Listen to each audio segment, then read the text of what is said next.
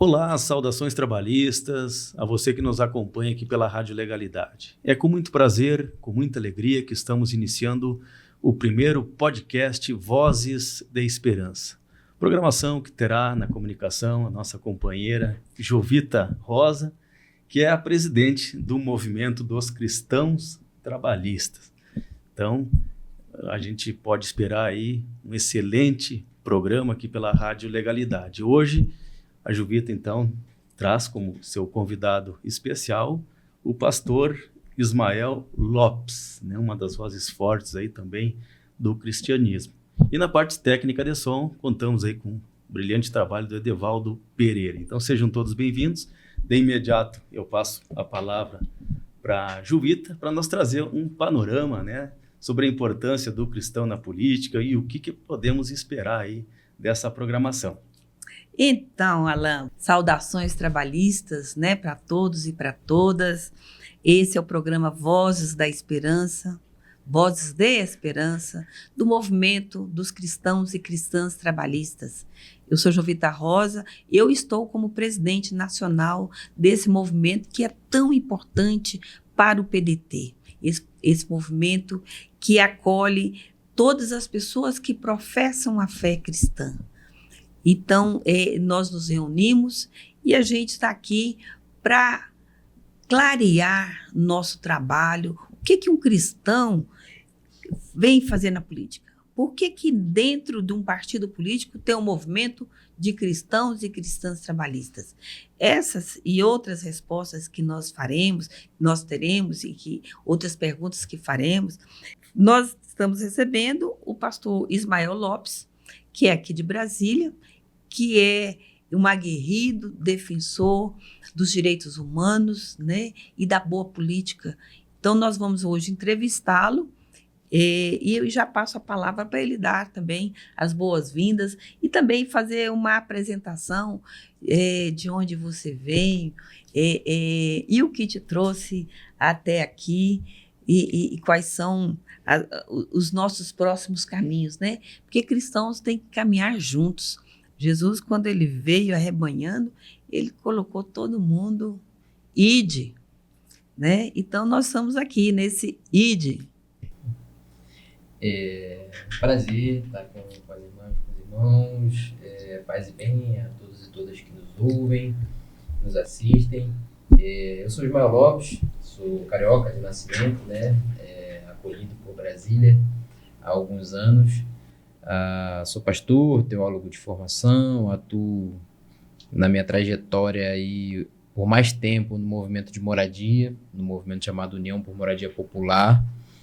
Sou membro fundador da Frente de Evangélicos pelo Estado de Direito, que é um movimento fundado em 2016, completando 10 anos agora.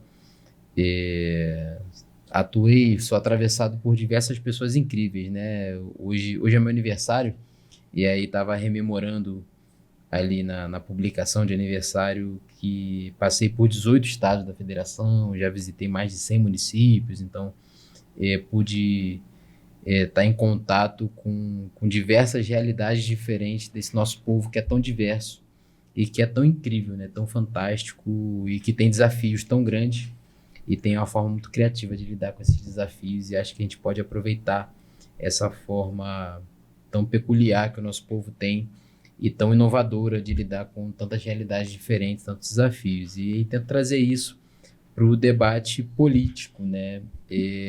Atuei muitos anos com projetos sociais, ainda atuo, e dentro da dinâmica religiosa / social, em algum momento eu entendi que a solidariedade ela é muito importante, mas ela não é suficiente.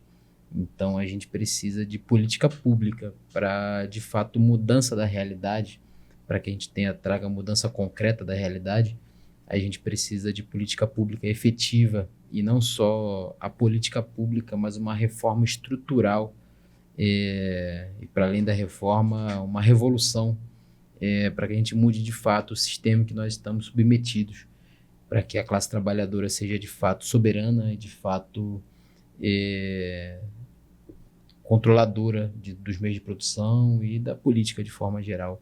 é por isso que eu luto, é para isso que eu tô aqui e vamos seguir juntos e juntas. É um pouco que nos traz a teologia da libertação, né? Que ela veio com essa opção preferencial pelos pobres e que no Brasil, na América Latina e Caribe, ela começou a tomar força e vem por essa libertação, né? Porque Jesus veio para libertar os cativos, não é isso? Então, eu acho que a nossa caminhada é por essa libertação. Não adianta fazer a caridade, ela é importante, sim, naquele momento, mas a libertação das pessoas daquela realidade é que tem que ser o nosso foco. Então, também, só para contribuir, primeiro dar os parabéns, né, pro pastor que está aniversariando hoje. Muitas felicidades, muitos anos de vida, que possa repetir essa data aí por muitos e muitos anos de vida. Sempre fazendo esse brilhante trabalho, né, Juvita? Sim. Além do movimento de ser pastor, né, ser uma figura importante religiosa, presta um relevante trabalho também na questão social, de luta por moradias, que é uma das coisas mais sagrada, né, que faz parte inclusive da dignidade da pessoa humana também, né, ter a sua moradia própria. Então é um companheiro que a gente tem o prazer de receber aqui na casa do PDT, na Rádio Legalidade, para que a gente possa expandir esse debate, conscientizando cada vez mais o cidadão dos seus deveres e também das suas obrigações. Isso mesmo. E lembrando, assim, que hoje eu estava vendo um post no Instagram que falava justamente disso, né? Padre Zezinho que falava que a caridade ela tem seu espaço, mas ela quando Jesus chamar, ele vai chamar aqueles que fez isso, que cuidou dos mais necessitados, que deu comida aos pobres, né? E não só aquele que fica falando Senhor, Senhor, nem todo aquele que fala Senhor, Senhor irá para o reino, né? Então, nosso caminhar aqui nessa terra é para a libertação das pessoas, né? Vertical, junto com Deus, também horizontal, perante o mundo. Certeza. E a igreja também é um local de lutar pelos direitos sociais, né? E o pastor, né, nosso companheiro, aí, tem feito esse trabalho. E aqui, a Rádio Legalidade, no PDT, a gente vai procurar sempre dar todo esse suporte para que realmente as pessoas mais necessitadas, que mais precisam, sejam atendidas. É isso, com certeza, a nossa luta diária, e estamos aí para auxiliá-lo em que precisar. Eu fico muito feliz com essa acolhida, esse abraço, e é isso, né? Acho que a fé, ela é um espaço coletivo, a fé só faz sentido em comunidade. O apelo de Jesus, inclusive, não é nem para que a gente se converta a ele, né? Que nós nos convertamos uns aos outros. E aí ele se faz presente no irmão, nesse irmão, nessa comunidade, né? Ele tem uma frase do Padre Júlio Lancelotti que eu gosto muito, né? Deus não está acima de todos, né? Ele está no meio de nós. Ele está no meio de nós. Ele está entre nós. E essa comunidade, né? A minha formação teológica, a Jovita citou a teologia da libertação, a minha formação teológica foi muito próxima dos irmãos católicos, né? E é ali dentro da teologia da libertação, especificamente, né? Então eu sempre tive dentro dessa dinâmica do Deus manifesto no outro, né? Assim, você quer... os evangélicos têm uma prática que são chamados encontros com Deus, que aí é uma espécie de retiro, que as pessoas vão para um local e tal, e ali vão encontrar Deus. Eu falo, gente, você quer encontrar Deus, é só você pisar na rua, assim. Você coloca o pé para fora, você vai ver uma pessoa em situação de rua, Jesus está lá. Tem uma mulher violentada, Jesus está lá, esperando suporte. Tem um trabalhador sendo privado de seus direitos, Jesus está ali. Então, você quer encontrar com Deus, você tem que ir para a luta. É lá que ele está presente. É lá que ele está esperando, inclusive, né? Porque a criação espera a manifestação dos filhos de Deus. E espera a manifestação defendendo a criação para que haja um desenvolvimento econômico que não fira o meio ambiente, que haja um desenvolvimento econômico que não seja para acúmulo de riqueza, e sim para o bem-estar comunitário, social, de todos e todas aqueles que estão produzindo essa riqueza. Então, para mim, sempre foi essa a dinâmica, né? Para encontrar com Deus, a gente vai para a luta. A gente vai em comunidade e conjuntamente até a vitória, né? Eu falo que a minha militância é para que a gente construa uma igreja desnecessária. A igreja desnecessária é ótimo. Porque é isso, a igreja se faz necessária em ambiente de pobreza, porque a pobreza está ali. Quando a pobreza não tiver mais, a igreja vai ser só um espaço onde a gente vai para cantar, para orar junto, para louvar, bem dizer, né? E eu quero que a igreja sirva só para isso, que ela seja desnecessária para qualquer outra coisa, porque não haverá mais essa demanda. A gente vai poder viver numa terra de justiça, paz e alegria. É isso mesmo. E pensando assim, você enquanto falava, eu fiquei lembrando, né? Os cristãos e cristãs, nós somos mais de 50% dos brasileiros, né? E quando Jesus chega e fala, vós sois o sal da terra. Se o sal perde o sabor, como é que vai ser ele usado, né? Ele não serve para mais nada, a não ser jogado fora. Né? Depois ele fala, vós sois a luz do mundo, e não se pode esconder uma luz debaixo da mesa, e sim colocá-la para brilhar e para iluminar o restante de todos, né? que estão próximos. Então, nós cristãos, nós somos o sal da terra, nós somos a luz do mundo. Quando a gente vê o mundo da forma que está, e principalmente no meio político, quando a gente vê a política como ela está, o que nós cristãos, onde nós cristãos estamos falhando, porque nós temos essa obrigação. Ele não deu para os ateus ou para outras pessoas, não, para nós que seguimos ele, olha, vós sois o sal da terra, vós sois a luz do mundo. Não é por nada, é para a gente agir como tal, para dar o sabor, para preservar, para conservar. É essa a função do sal. Né? E a luz para iluminar. O que nós estamos fazendo, pastor, de errado?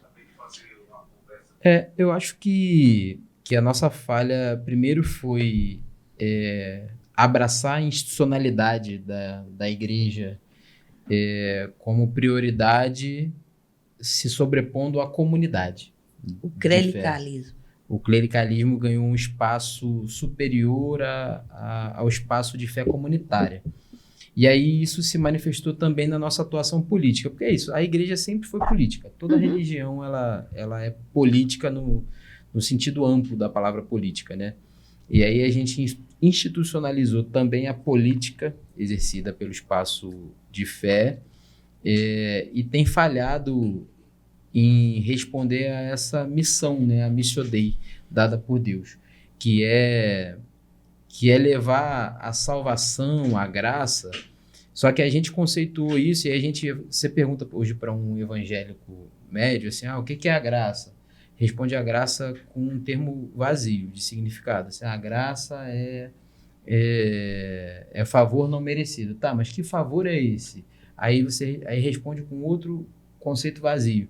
Sim, gente, graça, sintetizando, é o contrário da desgraça. É isso. Onde tem desgraça, o papel da igreja é ir lá e dissipar aquela desgraça. Ou seja, a graça responde materialmente a demandas que são colocadas reais.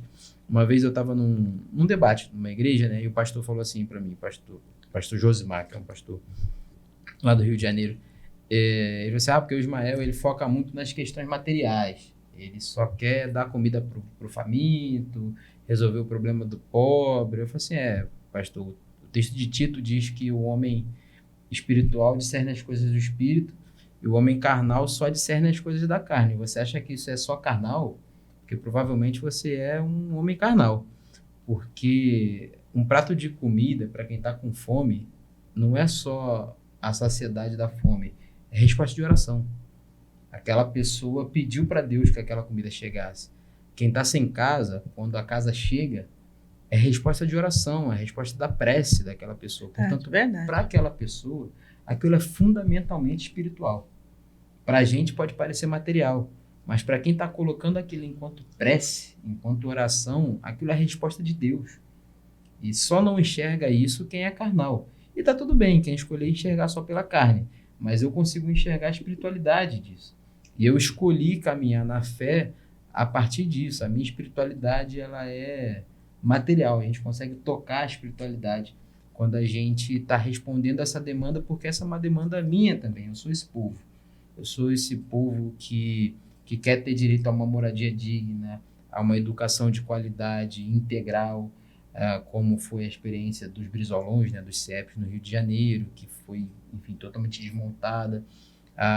Como é a possibilidade do SUS, que é incrível, mas que pode ser muito melhor se a gente der a devida atenção, se a gente investir num complexo industrial médico no Brasil, por exemplo.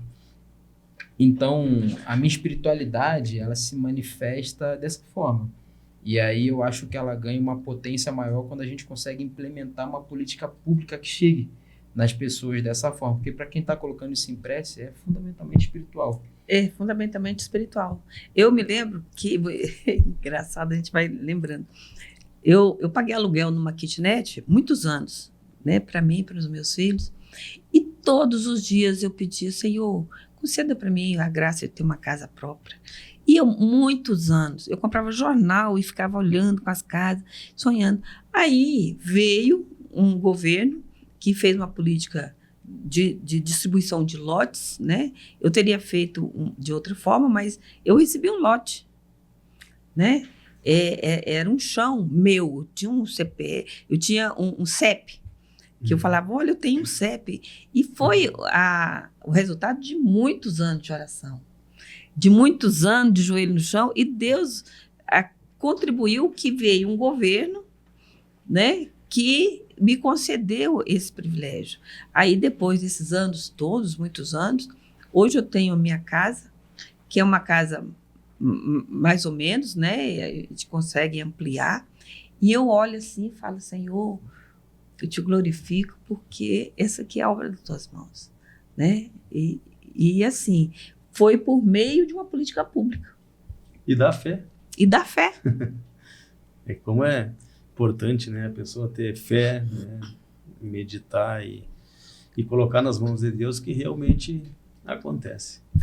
Mas, né, queria saber um pouquinho sobre a trajetória, né, esse trabalho social que o pastor tem feito aí com relação à moradia. É a União por Moradia Popular, né, que ele tem o movimento. Isso, faz parte do movimento União por Moradia Popular. Por Moradia Popular, né?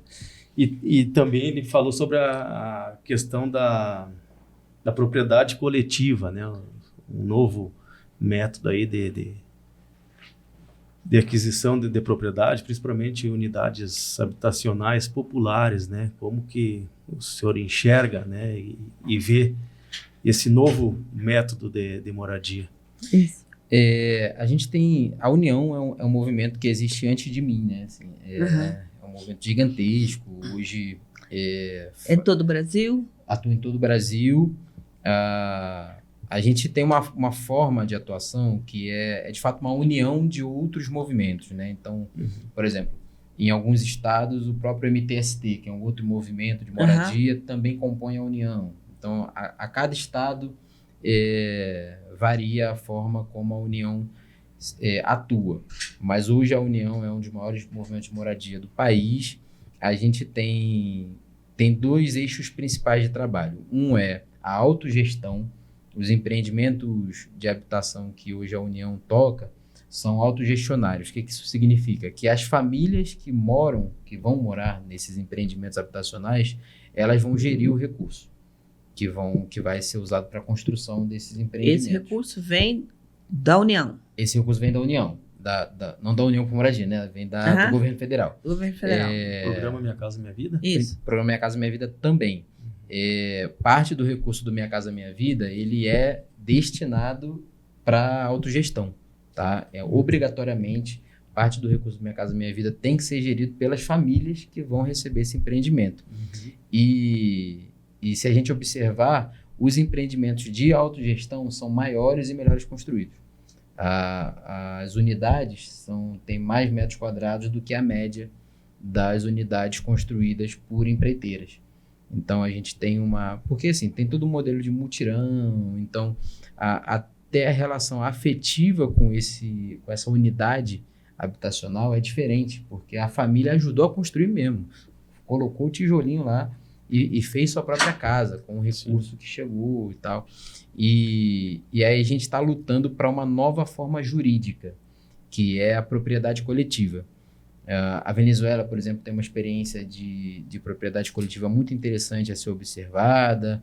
E aí, gente, assim, com ressalvas ao modelo do governo da Venezuela, tudo aquilo que a gente pode fazer, mas tem muito a se aprender com a Venezuela, tá? Sim. Assim, com a Revolução Bolivariana, enfim, tem muito a se aproveitar do que foi feito na Venezuela a nível de autonomia do povo e de empreendimentos habitacionais, por exemplo.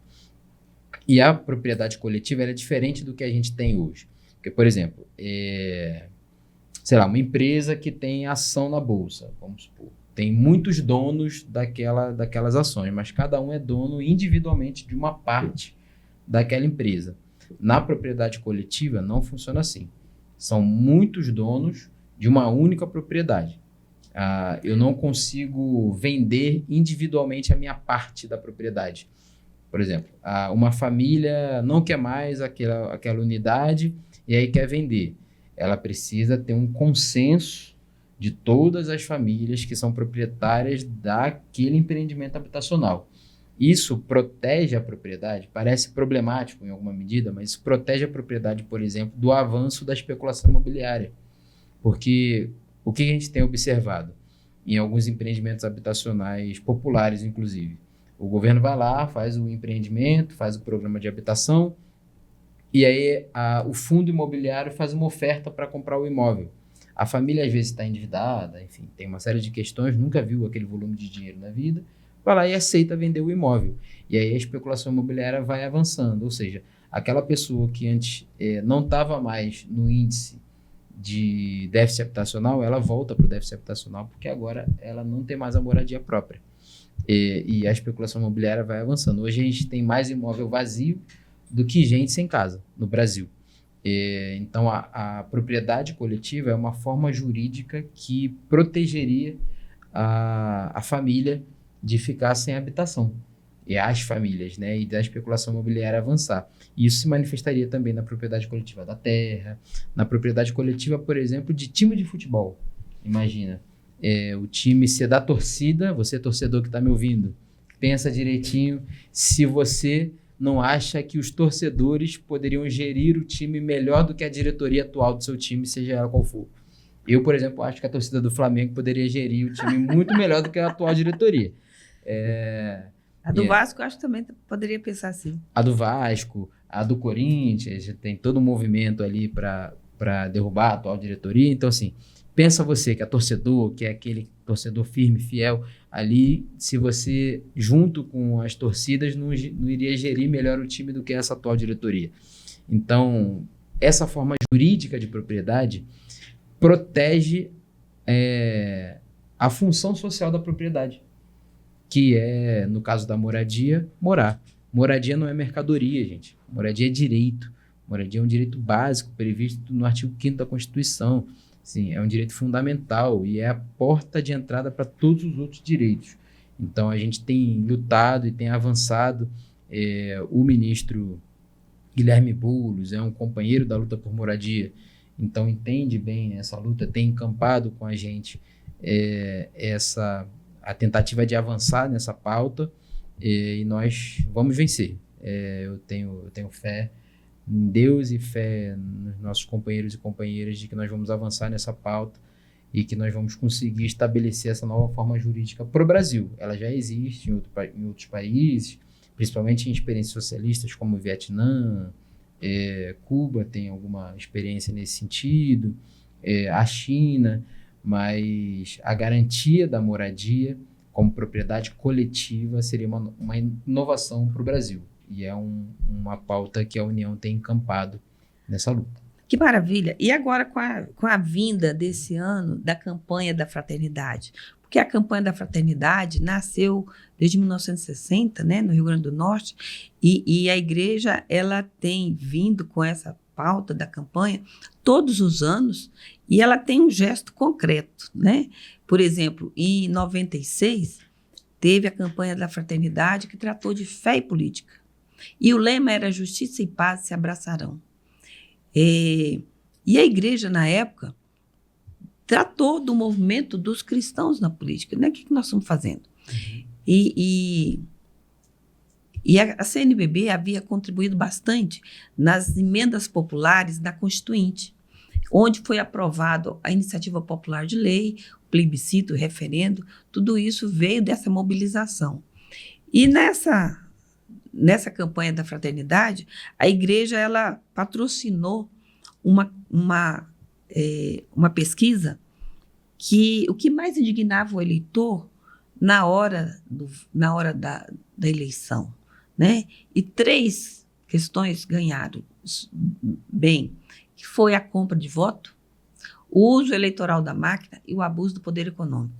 E a igreja, no gesto concreto que ela faz em todas as campanhas da fraternidade, ela resolveu criar uma iniciativa popular de lei que penalizava com a perda do mandato quem comprasse voto, quem fosse que tivesse abuso do poder econômico e uso eleitoral da máquina administrativa. E foi criada a Lei 9840, né, de 99. E depois aí nasceu o movimento de combate à corrupção eleitoral, que fizemos a Lei da Ficha Limpa, também de iniciativa popular, mas aí é outra história. A campanha da fraternidade esse ano, ela trata de moradia. Como é que vocês desse movimento também está pensando em unir forças ou como é que a gente vai trabalhar nessa campanha? Porque na igreja tem a pastoral de moradias e favelas, né? E a campanha da fraternidade vem para dar uma luz nessa questão da moradia. Porque sem moradia digna, o homem fica também se sentindo indigno, né? A pastoral de moradia é uma grande parceira da União, inclusive o encontro das coordenações da União por Moradia Popular foi aqui no Dom Bosco, aqui em Brasília, há alguns meses atrás. O tema, né, da campanha da fraternidade é Ele Habitou Entre Nós. Ele habitou entre nós. Então, o tema da moradia vai ser o eixo da campanha da fraternidade nesse ano, e é isso, a fé tem sido uma grande parceira. A União tem diversos e diversas irmãos e irmãs cristãos e cristãs, assim, porque é isso, a nossa população é uma população majoritariamente cristã. Então é inevitável que a fé também esteja presente dentro dos movimentos.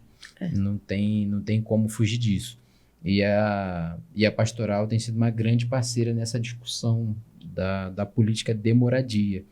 A fé está dentro das casas, e para que a fé esteja dentro das casas é preciso que o nosso povo tenha casa. Precisa que o povo tenha casa. É preciso que o nosso povo tenha moradia, e moradia digna, tenha habitação digna com saneamento básico decente, com abastecimento de água não privatizada, com abastecimento de energia, né, com fornecimento de energia que não seja privatizado também. A gente tem uma experiência aqui em Brasília que é tenebrosa com a privatização do fornecimento de energia, que tem caminhado, inclusive, o responsável pela gestão, o que é o Edson Garcia, pela gestão da privatização da energia em Brasília, foi nomeado agora como presidente não do BRB, né, mas do Conselho Administrativo do BRB, e provavelmente vai caminhar também para uma iniciativa de privatização do BRB. E é isso, o atual governador caminha em nome do maligno privatizador, enquanto a gente tenta manter que a energia, que o banco, enfim, seja público, porque sendo do povo é o que a gente entende que é a manifestação do que a nossa fé defende. Uma fé comunitária defende que a propriedade seja pública e comunitária também. Lembrando que a quem nós espelhávamos, né, nós espelhamos, aliás, são os primeiros cristãos, né? O que eles faziam? Eles tinham tudo em comum. Eles vendiam suas propriedades e distribuíam de acordo com a necessidade de cada um. Quem precisava mais, recebia mais, né? Então, a gente tem muitos exemplos dentro da fé cristã, dentro dos ensinamentos de Jesus Cristo, né? Por isso a nossa fé é de olhar o coletivo, né? Na política a gente também tem que olhar esse coletivo. E nós cristãos e cristãs que estamos num partido político, a gente não pode furtar nosso olhar, de olhar coletivo do sal da terra, de luz do mundo, né? A política está nas trevas. Nós temos hoje um dos piores congressos nacional que nós já vimos. E lá tem muitos cristãos. Lá tem a bancada dos cristãos. Então, o que esses cristãos estão fazendo e que não está sendo luz, nem sal, na sua opinião? Esses cristãos negam o Cristo, né? É engraçado a gente observar. Eu estava acompanhando, agora tá na moda nas redes sociais esse negócio de debate, né? Aí tem 1 contra 20, não sei o que. Eu vi um ateu contra 20 cristãos e o ateu estava defendendo o texto bíblico e explicando o texto bíblico melhor que os cristãos, assim. Eu falei, gente, que ponto que a gente chegou que o ateu precisou defender Jesus diante dos cristãos, assim. E esse é um movimento que a gente observa já há algum tempo dentro da casa do povo, né? Dentro das casas legislativas, né? E da Câmara de Deputados. Isso se manifesta quando a bancada evangélica ela atenta contra o próprio Cristo, assim, atentando contra o direito do pobre, contra o direito do trabalhador, defendendo a escala 6x1, enquanto gente que não é cristã defende o fim da escala 6x1, atacando o direito das minorias. Enfim, a bancada evangélica hoje, que é a bancada cristã, né, que foi fundada recentemente, atenta contra o próprio Cristo, quando atenta contra o direito da classe trabalhadora. A irmã Jovita colocou a experiência dos primeiros cristãos e tem uma ideologia que defende exatamente a mesma coisa, né? Que lá os primeiros cristãos diziam que cada um colocava as suas propriedades, ou seja, segundo a sua capacidade, davam tudo e repartiam segundo a necessidade de cada um. Segundo a necessidade de cada um. E aí tem uma ideologia que defende exatamente isso, que é o socialismo, né? A cada um segundo a sua capacidade, para cada um segundo a sua necessidade. Sim. Então, assim, de cada um conforme pode contribuir e para cada um segundo precisa, para a sua subsistência. É o que a gente defende, enquanto fé e enquanto política pública. Então, nesse ponto, há uma convergência entre a fé e a política pública que é clara. Infelizmente, aqueles que se dizem cristãos negaram a própria fé e seguem negando. Uma vez eu fui entrevistado e me perguntaram, e fizeram essa pergunta para uma outra pessoa que é referência minha, que é o pastor Evaldo Ramos, e eu dei a mesma resposta que ele. Falei assim, você é tão diferente de quem se diz evangélico, por que você ainda se diz evangélico? Eu falei assim, eu digo porque eu sou. Eu sigo exatamente aquilo que eu aprendi com os crentes. Assim, nos evangelhos. Exatamente, eu sigo o que eu aprendi nos evangelhos. Eu não tenho culpa se os que se dizem evangélicos abandonaram. Eu continuo sendo evangélico. Se alguém tem que deixar de se dizer evangélico, são eles, não eu. Então, assim, eu continuo cristão. Eu continuo defendendo a justiça, a paz, a propriedade coletiva, o espaço comunitário. Eu defendo que a classe trabalhadora seja a dona daquilo que produz, e eu faço isso orientado pela minha fé. Se a bancada evangélica não defende isso, são eles que não são evangélicos, mas não tem nada a ver com o evangelho de Jesus Cristo. Talvez um outro evangelho que eu não conheça, eles têm que me apresentar, mas o evangelho de Jesus Cristo defende exatamente o que nós defendemos enquanto esquerda, que é isso, que é a classe trabalhadora sendo a classe que controla aquilo que produz. Sendo a protagonista. Verdade. Pouco tempo atrás a gente viu aí um escândalo do evangelho, né? Que inclusive era o líder da bancada do PL aí né? Com 400 mil reais aí em casa. Então é bem isso, né? A Jovita ainda colocou a questão da compra de voto, importantíssimo também ressaltar, porque esse ano é um ano eleitoral, 2026 a gente terá eleições, e a gente sabe que quem compra voto vai vender o voto dele lá no Congresso Nacional. O político que compra o voto, ele também está comprando a dignidade da pessoa. E dignidade não se compra, é diferente de um objeto, de um telefone, de um relógio, que tem valor. A dignidade da pessoa não tem valor. Então, essa consciência, eu acredito que, através da fé, através da religião, que deve ser pregada, né, pastor? Nas igrejas. Quem está comprando o seu voto, meu irmão, minha irmã, está precificando você, tá? Vai vender você na bancada depois. E também o voto, ele é sagrado, né? Às vezes eu imagino que num partido político, numa Assembleia Legislativa, na Câmara, no Congresso Nacional, é um solo sagrado, porque ali define a vida das pessoas, né?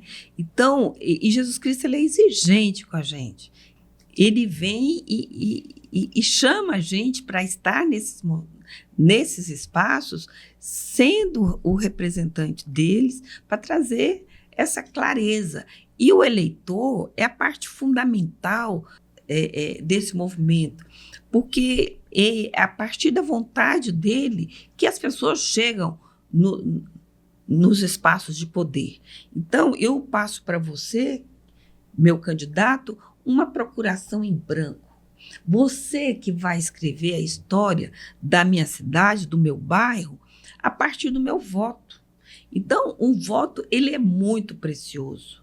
Então, você não pode vender nem trocar o voto por uma promessa de emprego, por uma promessa de que seja lá o que for. O voto é sagrado e nós estamos pagando caro, porque a saúde que nós temos é fruto do voto que nós demos. A educação pública que nós temos é fruto do voto que nós demos. E as privatizações que estão em Brasília é fruto dos votos que nós demos.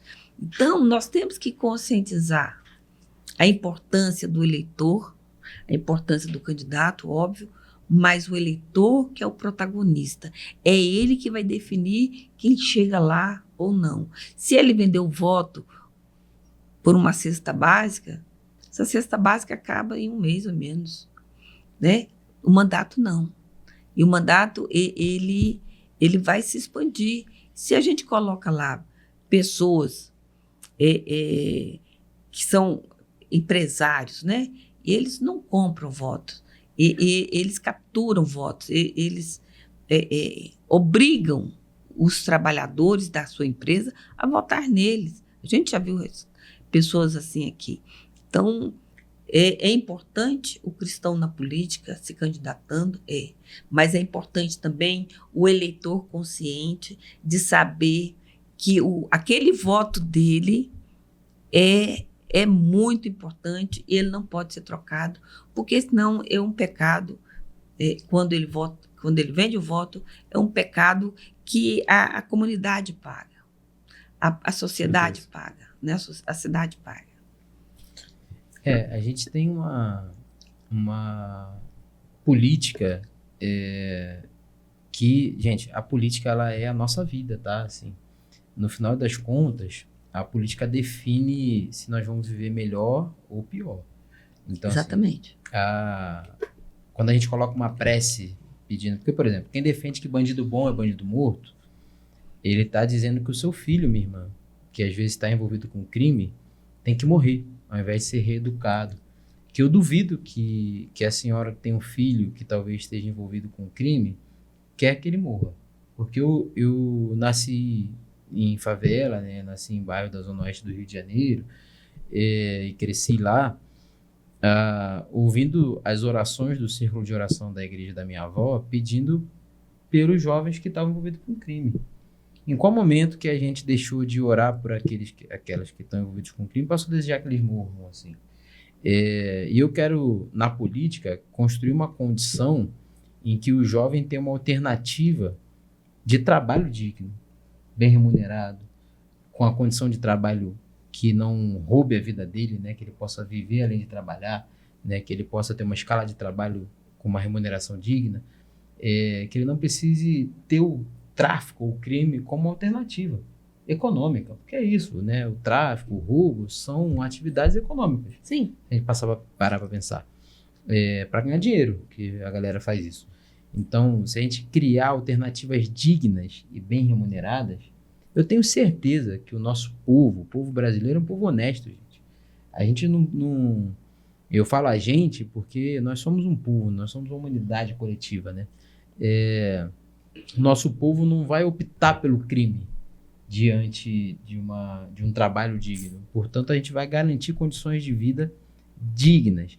E aí, quando a política não é digna e usa do abuso econômico para garantir o voto, é criminoso. E vai usar a política para proteger criminosos, como a gente tem visto. O senhor Nicolas Ferreira ali, por exemplo, toda hora ele faz uma papagaiada para fugir de questões, por exemplo, relacionadas ao Banco Master. O Banco Master, ele era a tesouraria do crime ali. E todas essas fintechs, não só o Banco Master, né, mas, por exemplo, tinha uma fintech ligada à igreja, que era a Clava Forte Bank, que inclusive encerrou as atividades quando teve os desdobramentos relacionados ao Banco Master, ligados a pastores. Ali, por exemplo, o Fabiano Zettel, que é pastor ligado a uma igreja e ligado ao escândalo do Banco Master, que também está ligado ao escândalo do INSS. Enfim, tudo relacionado a uma questão política, da política econômica, da política dos bancos, da política de previdência, da política de empréstimos. Então, assim, quando você, meu irmão, minha irmã, vota e vende seu voto e vota nessa gente, você está dando a eles carta branca para proteger o crime e para proteger uma política que faz mal para a gente, que é povo. Portanto, cuide bem do seu voto. A questão econômica aperta, às vezes eu sei, então assim, você vai bandeirar para um cara desse, você vai, às vezes, vender seu voto mesmo para um cara desse, mas o seu voto vai custar muito mais caro depois.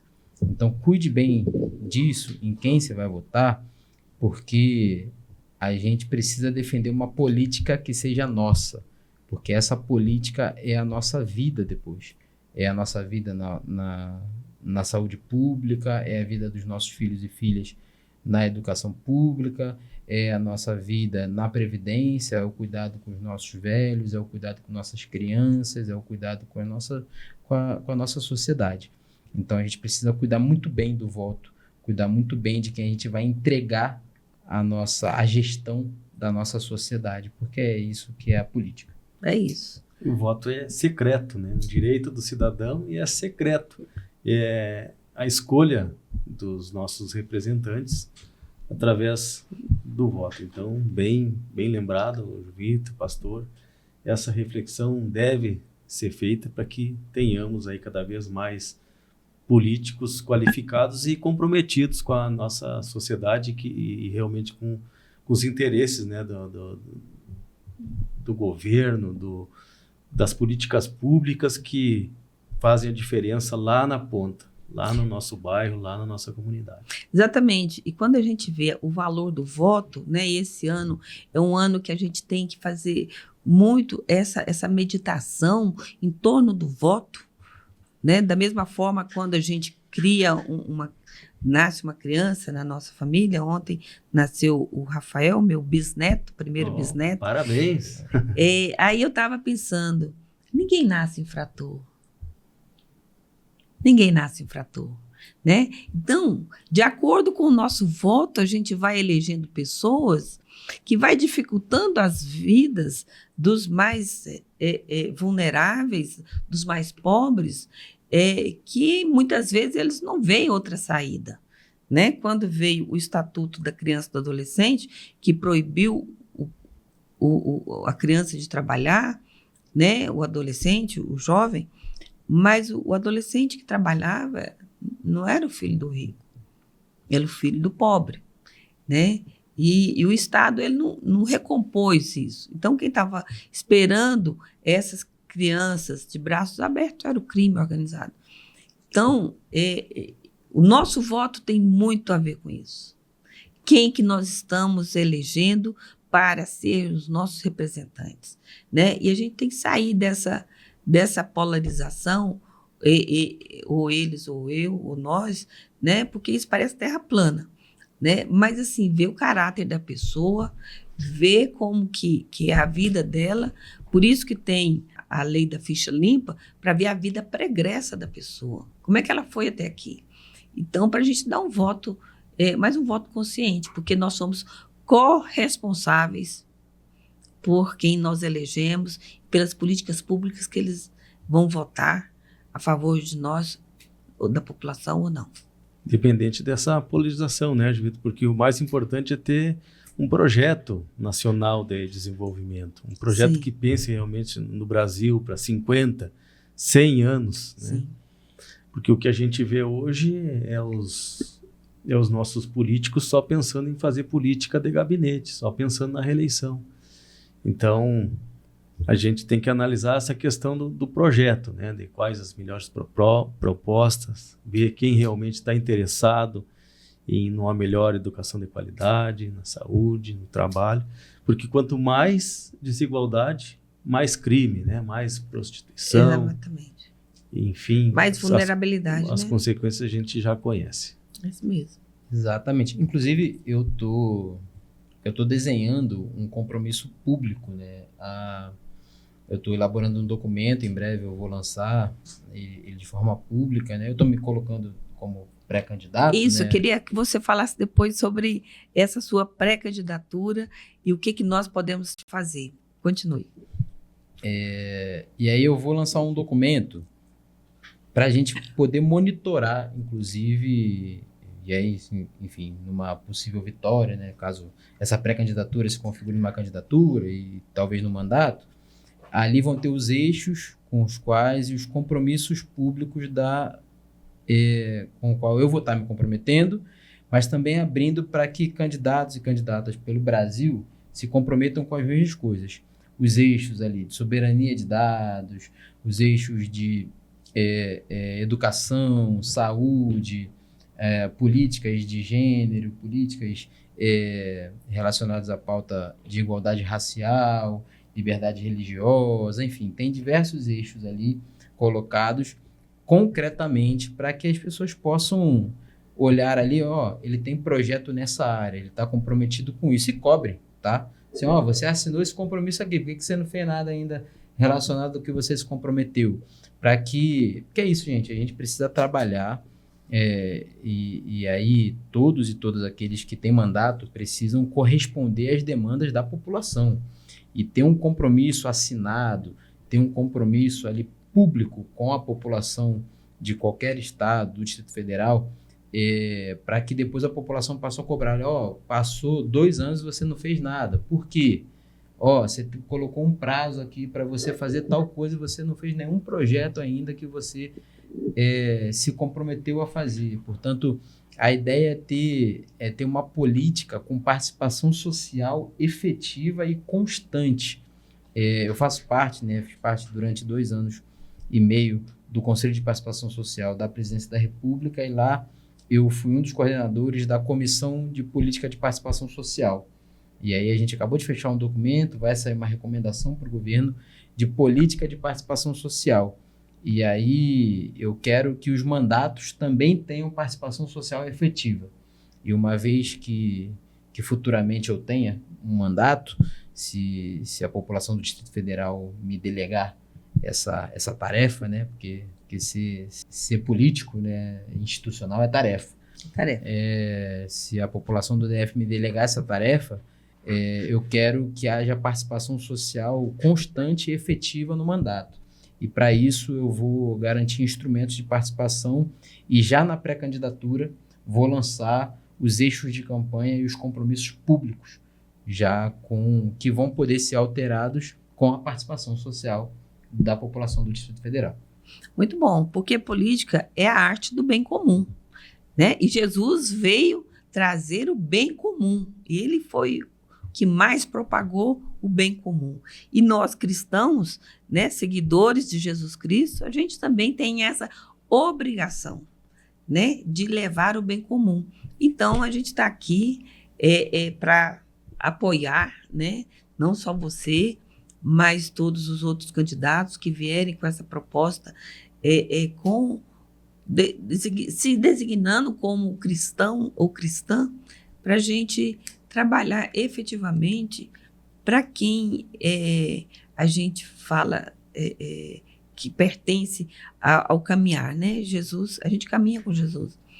Então, é isso, Alain. Eu costumo dizer que o povo é que mostra o rumo.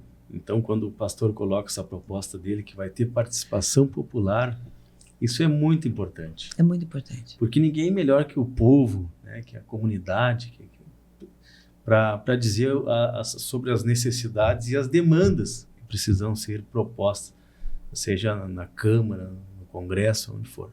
Então, já quero lhe parabenizar por essa iniciativa e lhe desejar boa sorte, né? E eu vou ser um que vou cobrar também, juntamente com os demais eleitores, para ver se o pastor vai cumprir certinho aí esses requisitos, né? É isso. Da proposta. Por favor, porque eu sempre brinco, né? Assim, primeiro que eu não teria feito o acúmulo do que eu acredito sem o tanto de gente que colaborou para eu me tornar que eu me tornei. Ninguém caminha só. Ninguém caminha só, assim, e o caminho com Cristo é estreito porque tem muita gente caminhando junto. Para quem caminha sozinho, todo caminho é largo. E é isso, o caminho é largo para quem caminha sozinho. O nosso caminho, o caminho do Cristo, ele é estreito porque a gente resolveu caminhar junto. Porque a gente resolveu caminhar coletivamente. E caminhando coletivamente é difícil mesmo. Tem hora que a gente vai se dar umas cotoveladas aqui, tem hora que a gente vai discordar, tem hora que a gente vai ter umas arestas ali dando arranhão. E aí a gente vai aparando as arestas, a gente vai se apoiando, ombro a ombro, coletivamente. Se perdoando.